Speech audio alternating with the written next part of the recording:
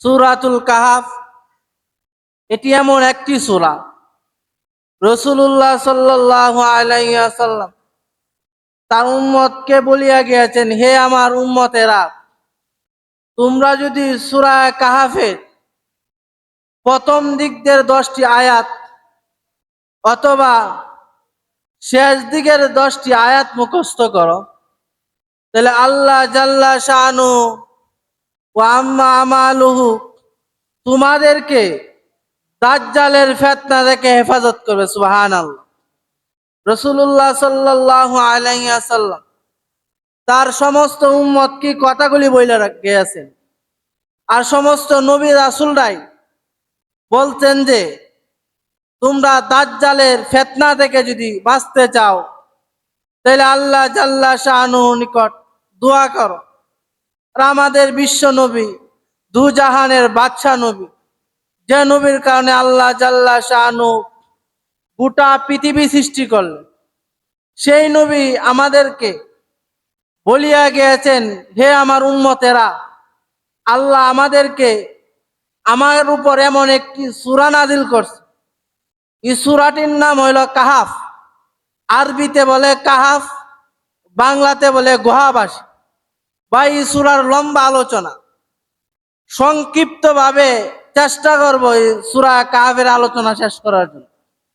আল্লাহ নবী সাল্লাল্লাহু আলাইহি ওয়াসাল্লাম মুন্দরে যখন মক্কা নগরীতে বিশ্ব নবী, দু জাহানের বাদশা নবী ইল্লাল্লাহর দাওয়াত দেওয়া শুরু কইরা দেয়, তখন উতবা সাইবা দাঁড়ায়া যায়, সকলে মিল্লা একটা মিটিং করে, মুহাম্মদ তো আমাদের বাপ দাদার ধর্মের বিরুদ্ধে কথা বলে, আমরা তো মূর্তির সামনে গিয়া পড়ে ঐক্য আনন্দ বিকবে আশিস গাজ্জামি, আমরা তো মূর্তির সামনে গিয়া পড়ি হরে কৃষ্ণ হরে রাম, আর মুহাম্মদ আইসা আমাদেরকে লা ইলাহা ইল্লাল্লাহর দাওয়াত দেয়।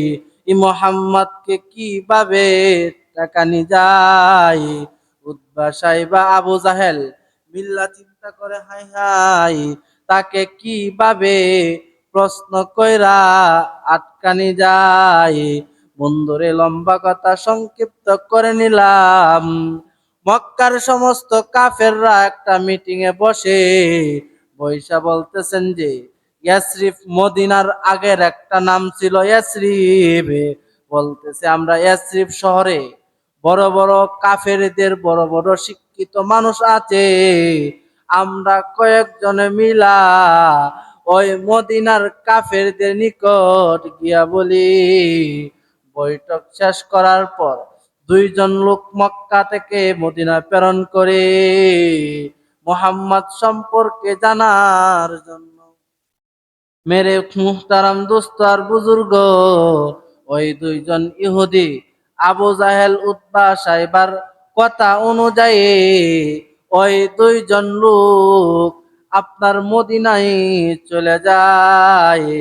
মদিনা চলে যাওয়ার পর ওই মদিনার কাফেরদেরকে জিজ্ঞাসা করে, ওই মদিনার ইহুদিদেরকে জিজ্ঞাসা করে, হে ইহুদি ভাই আমার, আমরা মক্কা থেকে মদিনা শহরে আসলাম তোমাদের সাথে একটা বোঝা পরামর্শ করার জন্য।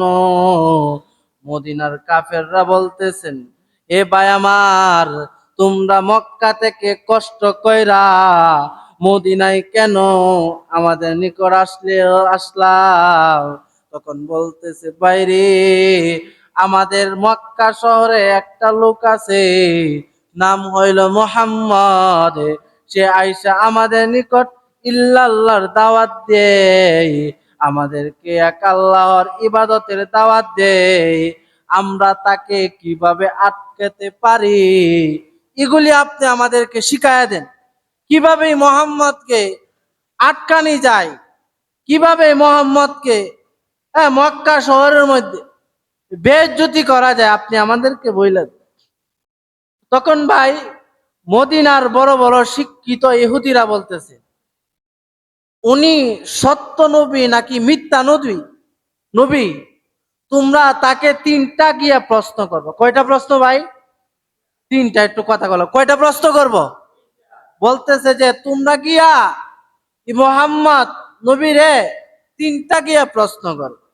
তখন মদিনার ইহুদিরা বলতেছেন, এ মক্কাবাসী, তোমরা মক্কার লিডারদের নেতৃত্বে ইয়াসরিব মদিনাতে আসছো, আগে তোমরা বলো ওই মোহাম্মদ যার বিরুদ্ধে আমাদের নিকট নালিশ নিয়ে আসছো, ওই লোকটা জানতে শুনতে কেমন? তখন ওই মক্কার কাফেররা বলতেছেন, বাইরে মিথ্যা কথা বইলে লাভ নাই, তিনি এমন একটা মানুষ, তার জীবনে কোনো সময় মিথ্যা কথা বলে নাই। মানুষ তাকে গালি দেয়, কিন্তু সে গালি মাথা পেতে মেনে নেয়, কিন্তু সে কাউকে গালি দেয় না। তখন ইহুদিরা বলতেছেন, হে মক্কাবাসী, তোমরা গিয়ে মোহাম্মদকে তিনটা প্রশ্ন করবা, সে যদি তিনটা প্রশ্নের উত্তর দিতে পারে তাহলে তোমরা মনে করবা সে একজন সত্যবাদী নবী। আর যদি সে তিনটা প্রশ্নের উত্তর না দিতে পারে তাহলে মনে করবা সে একটা মিথ্যাবাদী এবং একটা প্রতারক।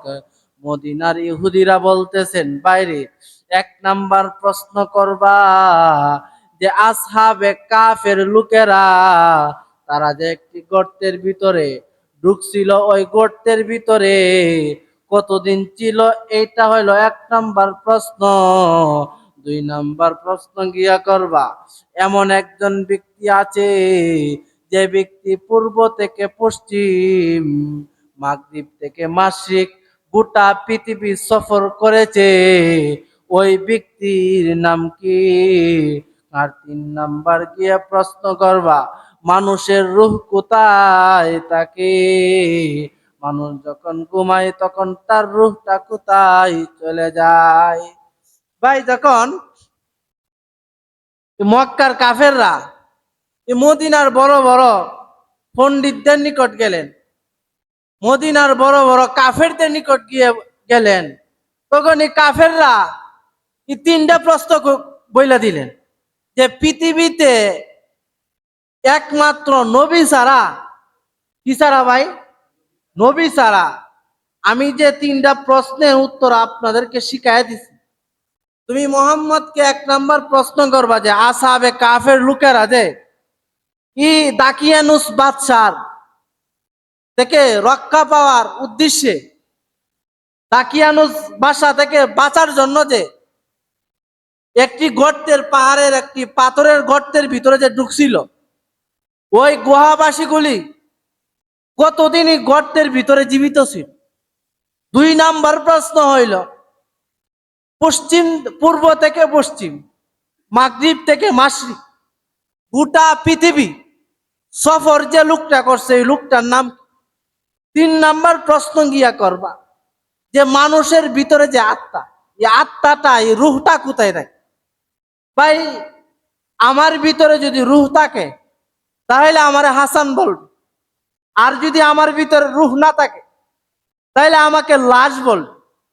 তো মক্কার কাফেররা যখন ভাই মদিনা গেলেন, মদিনার বড় বড় শিক্ষিত লোকেরা, তাওরাত জবুরের বড় বড় জ্ঞানী লোকেরা যখন তাদেরকে তিনটা প্রশ্ন শিখায় দিল এবং বললেন যদি উনি নবী হয়ে থাকে তাহলে এই তিনটা প্রশ্নের উত্তর দিতে পারবে, আর যদি উনি নবী না হয়ে থাকে তাহলে তিনি তিনটা প্রশ্নের উত্তর দিতে পারবে না।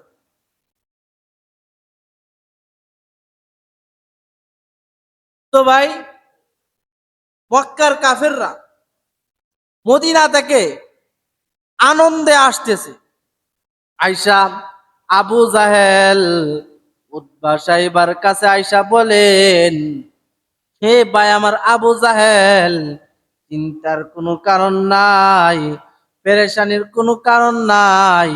মুহাম্মদ ইল্লাল্লাহর দাওয়াত দেয়। মুহাম্মদকে আটকানির তিনটা প্রশ্ন নিয়ে আসছি। মদিনার ইহুদিরা আমাদেরকে বলে দিয়েছেন এই তিনটা প্রশ্ন করার জন্য। আমরা গিয়া তাকে তিনটা প্রশ্নের করব। যদি সে উত্তর দিতে পারে তাহলে আমরা মনে করব সে একজন সত্যবাদী নবী। আর যদি তিনটা প্রশ্নের উত্তর না দিতে পারে তাহলে আমরা মনে করব সে একটা মিথ্যাবাদী এবং প্রতারক। মক্কার কাফেররা আবু জাহেল, উতবা, সাইবা আয়েশা আমার নবীর নিকট আয়েশা বলেন, হে মুহাম্মদ, আমরা বলি সাল্লাল্লাহু আলাইহি ওয়াসাল্লাম, হে মুহাম্মদ, আমরা ইল্লাল্লাহ গ্রহণ করব, কিন্তু একটা শর্ত আছে। আল্লাহর নবী, বিশ্ব নবী, দু জাহানের বাদশা নবী বলেন, হে আবু জাহেল, হে উতবা, সাইবা, কি তোমাদের শর্ত? বলতেছেন, বাতিজা মুহাম্মদ, আমরা তোমাকে তিনটা প্রশ্ন করব।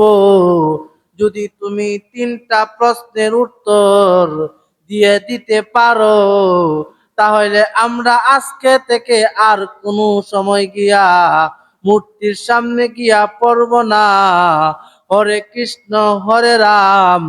আমরা মূর্তির সামনে গিয়া পড়ব না সনম সনম সনম রে, ও সনম রে।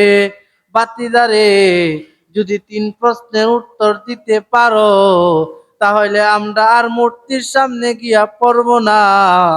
ঐক্য আনন্দ বিকবে আশিস গঞ্জামিক। আল্লাহর নবী সাল্লাল্লাহু আলাইহি ওয়াসাল্লাম বলতেছেন, হে আবু জাহেল রে, তুমি কি তিনটা প্রশ্ন করতে চাও? আমি যদি তিনটা প্রশ্নের উত্তর দিয়ে দিতে পারি তাহলে কি তোমরা লা ইলাহা ইল্লাল্লাহ মুহাম্মাদুর রাসূলুল্লাহ পয়রা কি মুসলমান হইবা? বলতেছে, বাতিজা রে, এই তিনটা প্রশ্নের উত্তর দিতে দেরি হবে। বাতিজা, আমরা ইল্লাল্লাহ পড়তে দেরি হবে না। সুবহানাল্লাহ।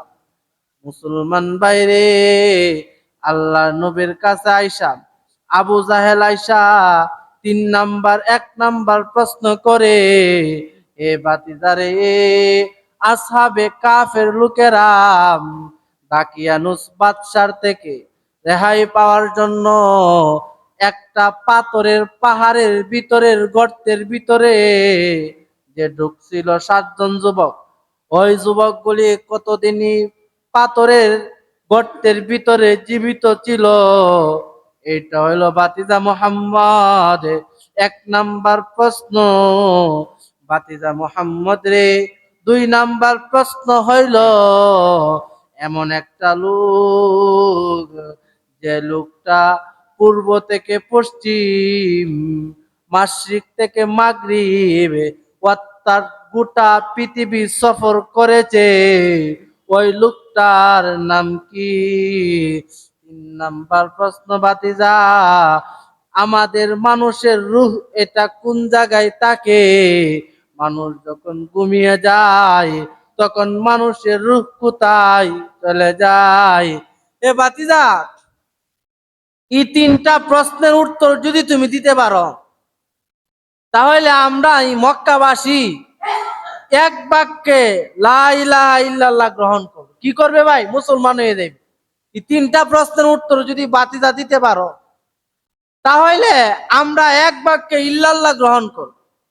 তো বিশ্ব নবী সাল্লাল্লাহু আলাইহি ওয়াসাল্লাম তিনি বললেন, আচ্ছা ঠিক আছে, এই 3টা প্রশ্নের উত্তর আমি আগামী কল্য দিব। কিবারে দিব ভাই? আগামী কাল দিব। কিবারে দিব ভাই? আগামী কাল দিব।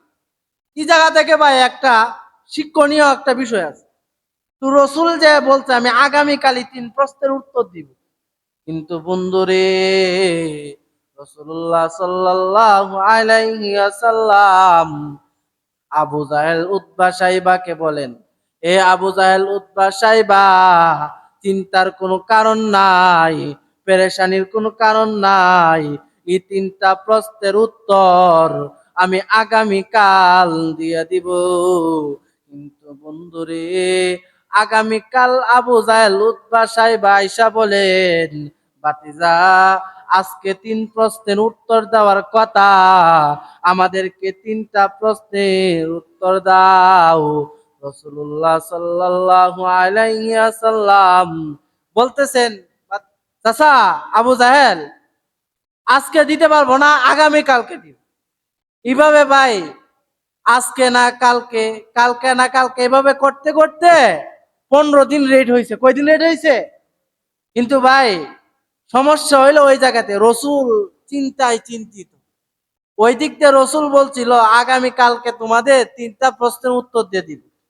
কিন্তু ভাই, রসুলের কাছে জিব্রাইল ওহী নিয়েও আসে নাই, আর রসুল উত্তরও দিতে পারেন। কারণ রসুল তো উনি মনে করছেন যে তারাই তিনটা প্রশ্ন করছে আমার আমার নিকট, তারা এখন চলে যাবে, কিছুক্ষণ পরে আল্লাহ জিব্রাইল বাড়াইব, আর জিব্রাইল আইসা আমার তিনটা প্রশ্নের উত্তর বইলা দিব, আর আমি আগামী কালকে তাদেরকে সুন্দর করে বইলা দিব, তারা সুন্দর করে লা ইলাহা ইল্লাল্লাহ পড়ে মুসলমান হয়ে যাবে। সুবহানাল্লাহ কইতেন না? তো ভাই, রসুল যে বলছে যে আগামী কালকে বল, কিন্তু ভাই আগামী কালকে যে বলবো, কিন্তু রসুল ইনশাআল্লাহ শব্দটা প্রয়োগ করছে না, ইনশাআল্লাহ বলছে না। কি বলছে না ভাই? ইনশাআল্লাহ রসুল বলছে না, রসুল বলছে আমি আগামী কাল দিব। কিন্তু ভাই, এই যে আগামী কালকে আসলো কাফেররা, আয়সা বলতে যে মোহাম্মদ তিনটা প্রশ্ন উঠতে তো, রসুল বলছে যে আগামী কালকে আসবে। এভাবে করতে করতে 1 সপ্তাহ গেল। ওই দিক দিয়ে কাফেররা আনন্দে লাভাইতেছে।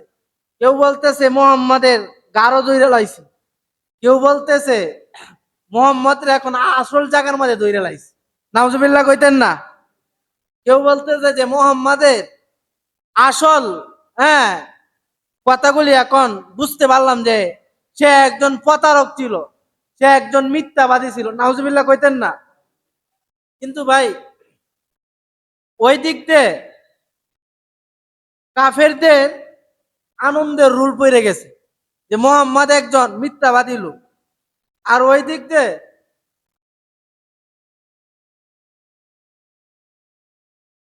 বিশ্বনবী সাল্লাল্লাহু আলাইহি ওয়াসাল্লামের পেরেশানি, আল্লাহর নিকট হাত উঠায় দোয়া করে, রব্বানা আতিনা ফিদ দুনিয়া হাসানাতাও ওয়া ফিল আখিরাতি হাসানাতাও ওয়া কিনা আযাবান নার। আল্লাহ গো, কাফেররা তিনটা প্রশ্ন করছিল মালিক, কিন্তু মালিক তুমি জিব্রাইল পাঠাও নাই, আর আমিও তিনটা প্রশ্নের উত্তর দিতে পারি নাই। বিশ্বনবী সাল্লাল্লাহু আলাইহি ওয়াসাল্লাম আল্লাহকে বলতেছেন, আল্লাহ গো, কাফেররা তো ওই দিক দিয়ে আনন্দের মিছিল করতেছে যে বাতিজা হইলো একটা মিথ্যাবাদী, একটা প্রতারক মানুষ, তাকে আমরা তিনটা প্রশ্ন করছিলাম, আমাদেরকে মদিনার ইহুদিরাই তিনটা প্রশ্ন শিখায়া দিয়েছিল। কাফেররা বলছিল যে মোহাম্মদ যদি তিনটা প্রশ্নের উত্তর দিতে পারে, মনে করবা সে একজন সত্যবাদী, আর যদি তিনটা প্রশ্নের উত্তর না দিতে পারে, তাহলে মনে করবা সে একজন মিথ্যাবাদী। কিন্তু সত্যি সত্যি তো দেখা যায় সে একজন মিথ্যাবাদী, যেহেতু সে আমাদের তিনটা প্রশ্নের উত্তর দিতে পারে নাই। তখন বন্ধুরে, রসুল ওই দিক দিয়ে পেরেশানি, রসুলের খাওয়া নাই দাওয়া নাই, সাহাবায়ে কেরামও পেরেশানি, রসুলের উপর টর্চারিং শুরু কইরা দেয়। আর ওই দিক দিয়ে মক্কার কাফেররা আনন্দে লাফাইতে শুরু করে। কিন্তু মেরে মুহতারাম দোস্ত আর বুজুর্গ, 15 দিন পর আল্লাহ জাল্লা শানুহু ওই কাফেরদের তিনটি প্রশ্নের উত্তর জিব্রাইলের মধ্যে আল্লাহ প্রেরণ করেন। সুবহানাল্লাহ। আর একটু জুড়ে বলেন ভাই সুবহানাল্লাহ। তিনটা প্রশ্নের উত্তর কতদিন পরে জিব্রাইল নিয়ে আইছে ভাই? 15 দিন পরে। কয়দিন পরে নিয়ে আইছে ভাই? 15 দিন পরে। তিন প্রশ্নের উত্তর তো জিব্রাইল নিয়ে আসছে। তখন আল্লাহ নবীরে সতর্ক করছে, মোহাম্মদ আপনি যদি বলতেন যে আমি আগামী কালকে তিনটা প্রশ্নের উত্তর দিব ইনশাআল্লাহ, ইনশাআল্লাহ যদি ভবিষ্যৎ, হ্যাঁ, ভবিষ্যতের কোনো কাজ করার ক্ষেত্রে যদি ইনশাআল্লাহ শব্দটা ব্যবহার করতেন, তাহলে আমি আল্লাহ জাল্লা শানু আগামী কালকে জিব্রাইলের মধ্যে আপনাকে তিনটা প্রশ্নের উত্তর জানা দিতাম। সুবহানাল্লাহ কইতেন না? কিন্তু হে মোহাম্মদ, আপনি যেহেতু ইনশাআল্লাহ বলছেন না, ইনশাআল্লাহ মানে কি? যে ভাই আপনি কি ইতালি যাইবেন বা অমুক রাষ্ট্রে যাইবেন, তাহলে ভাই আমাদের প্রয়োজন হইলো যে ইনশাআল্লাহ ভাই যাওয়ার চেষ্টা করব। যে ভাই আপনি কি আগামী কালকে অমুক বাজারে যাইবেন, তো ভাই ইনশাআল্লাহ যাবো ইনশাআল্লাহ। অর্থাৎ রসুলরা সতর্ক করছেন, হে মোহাম্মদ আপনি যখন ভবিষ্যতের কোনো কাজ করবেন তখন অবশ্যই ইনশাআল্লাহ শব্দ প্রয়োগ করবেন। যদি ইনশাআল্লাহ শব্দ আপনি প্রয়োগ না করেন, তাহলে ওহী আসার কথা একদিন পরে ইনশাআল্লাহ না বলার কারণে ওহী আল্লাহ আমি 15 দিন পরে পাঠাইছি। সুবহানাল্লাহ কইতেন না? তখন মেরে মুহতারাম দোস্ত আর বুজুর্গ, তখন আল্লাহ জাল্লা শানুহু নবীরে সতর্ক করেন, হে মুহাম্মদ আপনি যখন ভবিষ্যতের কাজ করবেন তখন অবশ্যই ইনশাআল্লাহ শব্দ ব্যবহার করবেন। কিন্তু মেরে মুহতারাম দোস্ত আর বুজুর্গ, যখন জিব্রাইল আলাইহিস সালাম ওই তিনটা প্রশ্নের উত্তর নিয়ে আসেন, তখন মক্কার কাফেরদেরকে আল্লাহর নবী বিশ্ব নবী সাল্লাল্লাহু আলাইহি ওয়াসাল্লাম ডেকে বলেন, হে উতবা সাইবা, তোমরা আমাকে তিনটা প্রশ্ন করছিলা, আসো আমি তোমাদেরকে তিনটা প্রশ্নের উত্তর দিয়া দাই। তখন উতবা সাইবা মক্কার কাফেরের বড় বড় লিডাররা যখন বিশ্বনবী সাল্লাল্লাহু আলাইহি ওয়াসাল্লামের নিকট আসলেন, তখন বন্ধুরে বিশ্বনবী সাল্লাল্লাহু আলাইহি ওয়াসাল্লাম দু জাহানের বাদশা নবী বললেন, এ মক্কার কাফেররা রে, তোমরা 1 নাম্বার প্রশ্ন করেছিলা আমাকে আসহাবে কাহফ সম্পর্কে। বন্ধুরে লম্বা কথা সংক্ষিপ্ত করে নিলাম। আসহাবে কাহফ এমন একটা সম্প্রদায়, এমন একটা গোত্র, দাকিয়ানুস একজন বাদশা ছিল। ওই বাদশার জামানায় প্রতি বৎসরে একটা বাৎসরিক পূজা অনুষ্ঠান হইতো। ওই পূজা অনুষ্ঠানের মধ্যে দাকিয়ানুস বাদশা পৃথিবীর দেশের সমস্ত মানুষকে তার উৎসবে আসার জন্য অর্ডার করেছিল। যখন ভাই অর্ডার করেছিল, তখন সমস্ত যুবক যুবতী আয়সা মূর্তির সামনে আয়সা সেজদা করত। তখন একজন লোক চিন্তা করলো যে আল্লাহ তাআলা আমাদেরকে সৃষ্টি করছেন, আমরা এই মূর্তির সামনে কেন সেজদা করব? তখন ওই লোকটা, ওই একটা যুবক চিন্তা করলো যে দাকিয়ানুস বাদশা আমাদেরকে অর্ডার করছে মূর্তির সামনে প্রতি বছরে সেজদা করার জন্য। সেজদা পাওয়ার উপযুক্ত তো একমাত্র আল্লাহ, আমরা কেন এই মূর্তির সামনে সেজদা করব? তখন ভাই একটা লোক এই ধারণা কইরা মূর্তির সামনে দেখে সইরা একটা গাছের নিচে চলে গেল। তখন ভাই আরেকজন লোকের, যুবকের অন্তরে এই ধারণা হইলো, সিজদা পাওয়ার যোগ্যতা আল্লাহ, আমরা মূর্তির কেন সেজদা করব?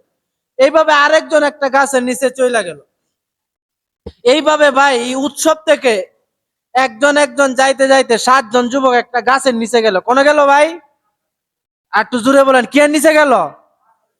সংক্ষিপ্ত ভাই বলতেছি, যখন ভাই একটা গাছের নিচে 7 জন যুবক জড়তো হইলো, তখন কেউ কেউ রে চিনে না। তখন ভাই একজন আরেকজনের জিজ্ঞাসা যে ভাই আপনি কেড়ে আসছেন? তখন ওই লোকটা বলতেছে, ভাই আমনে আগে আইছেন, আমনে বলেন আপনি কেড়ে আইছেন। বলতেছে, ভাই রে, আমি চিন্তা করলাম যে সেজদা পাওয়ার উপযুক্ত হইলো একমাত্র আল্লাহ, কিন্তু ওই মানুষগুলি মূর্তির সামনে সেজদা করে, মূর্তি তো আমরা বানাইছি। তখন ওই লোকটা বলতেছে, ভাই একমাত্র যেহেতু সেজদা পাওয়ার যোগ্য আল্লাহ, এই কারণে আমি ওই জায়গা থেকে সেজদা না করে চলে আসছি। তখন ওই লোকটা বলতেছে ভাই আম্ব চলে আসছে। মানে একজন আরেকজন বলতেছে ভাই আম্ব তো এই কারণে চলে আসছে। তখন ভাই লম্বা কথা, বাদশাহ জানতে পারলেন যে ই গোত্রের 7 জন মানুষ মুসলমান হয়ে গেছে। তখন বাদশাহ তাদেরকে ডাকাইছেন রাজপ্রাসাদে, যে তোমরা যদি 1 সপ্তাহের ভিতরে মূর্তির সামনে সেজদা না করো, এক আল্লাহর ইবাদত না ছাড়ো, তাহলে তোমাদেরকে আমি কি করব, মাথা 2 খণ্ডিত করে ফেলবো।